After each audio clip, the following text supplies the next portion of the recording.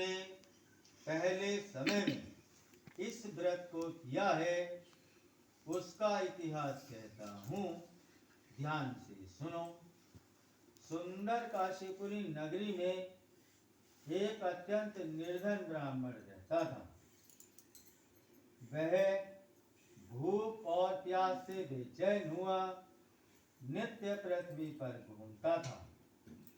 ब्राह्मणों से प्रेम करने वाले भगवान ने ब्राह्मण को दुखी देखकर बूढ़े ब्राह्मण का रूप धारण कर उसके पास जाकर आदर के साथ पूछा कि हे विप्र, तुम नित्य ही दुखी हुए पृथ्वी पर क्यों घूमते हो? हे श्रेष्ठ ब्राह्मण, यह सब मुझसे कहो, मैं सुनना चाहता हूँ। ब्राह्मण बोला, मैं निर्धन ब्राह्मण हूँ, भिक्षा के लिए पृथ्वी पर फिरता हूँ। हे भगवान, यदि आप इसका उपाय जानते हो तो कृपया कर कहो। वृद्ध ब्राह्मण बोला कि श्री सत्यनारायण भगवान वन वांछित फल देने वाले हैं, इसीलिए हे ब्राह्मण, तू उनका पूजन कर, जिसके करने से मनुष्य सब दुखों से मुक्त होता है। ब्राह्मण को व्रत का सारा विधान बतलाकर बूढ़े ब्राह्मण का रूप धारण करने वाले श्री सत्यनारायण भगवान अंतर्ध्यान हो गए। जिस व्रत को वृद्ध ब्राह्मण ने बतलाया है मैं उसको करूंगा, यह निश्चय करने पर उसे रात में नींद भी नहीं आई। वह सवेरे उठकर श्री सत्यनारायण भगवान के व्रत का निश्चय कर भिक्षा के लिए चल दिया। उस दिन उसको भिक्षा में बहुत धन मिला, जिससे बंधु बांधव के साथ उसने श्री सत्यनारायण भगवान जी का व्रत किया। इसके करने से वह ब्राह्मण सब दुखों से छूटकर अनेक प्रकार की संपत्तियों से युक्त हुआ।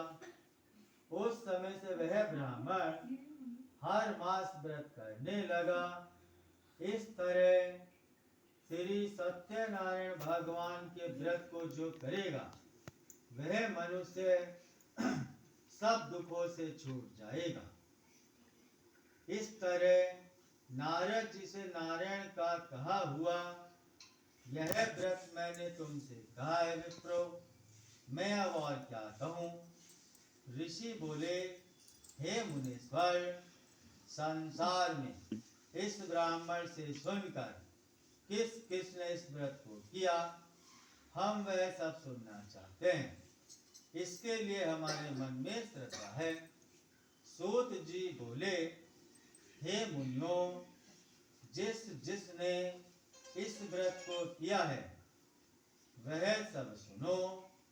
एक समय वही ब्राह्मण धन और ऐश्वर्य के अनुसार बंधु बांधव के साथ व्रत करने को तैयार हुआ। उसी समय एक लकड़ी बेचने वाला बूढ़ा आदमी आया और बाहर लकड़ियों को रखकर ब्राह्मण के मकान में गया। प्यास से दुखी लकड़हारा उनको व्रत करते देखकर ब्राह्मण को नमस्कार कर कहने लगा कि आप यह क्या कर रहे हैं और इसके करने से क्या फल मिलता है, कृपया करके मुझसे कहो। ब्राह्मण ने कहा, सब मनोकामनाओं को पूरा करने वाला यह श्री सत्यनारायण भगवान जी का व्रत है। इन्हीं की कृपा से मेरे यहाँ धन धान्य आदि की वृद्धि हुई है। ब्राह्मण से इस व्रत के बारे में जानकर लकड़हारा बहुत प्रसन्न हुआ। चरणामृत ले और प्रसाद खाने के बाद अपने घर चला गया। लकड़हारे ने अपने मन में इस प्रकार का संकल्प किया कि आज नगर नन्नी का में फोन दे बेटा। लकड़ी बेचने से जो धन नन्नी का मिलेगा उसी से श्री सत्यनारायण देव मम्मी। का उत्तम व्रत करूंगा। यह मन में विचार कर वह बूढ़ा आदमी लकड़ों को अपने सिर पर रखकर जिस नगर में धनवान लोग रहते थे वह ऐसे सुंदर नगर में गया। उस रोज वहां पर उन लकड़ों का दाम पहले से चौगुना मिला।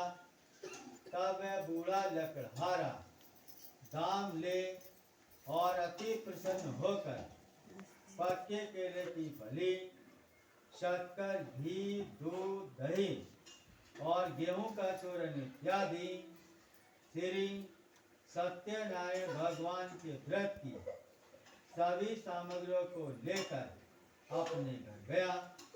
फिर उसने अपने भाइयों को बुलाकर विधि के साथ भगवान जी का पूजन और व्रत किया।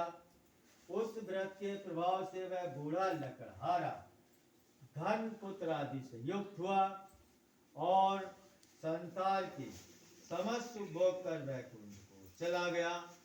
इति श्री सत्यनारायण व्रत कथा का द्वितीय अध्याय संपूर्ण हुआ। बोलो श्री हनुमान की जय।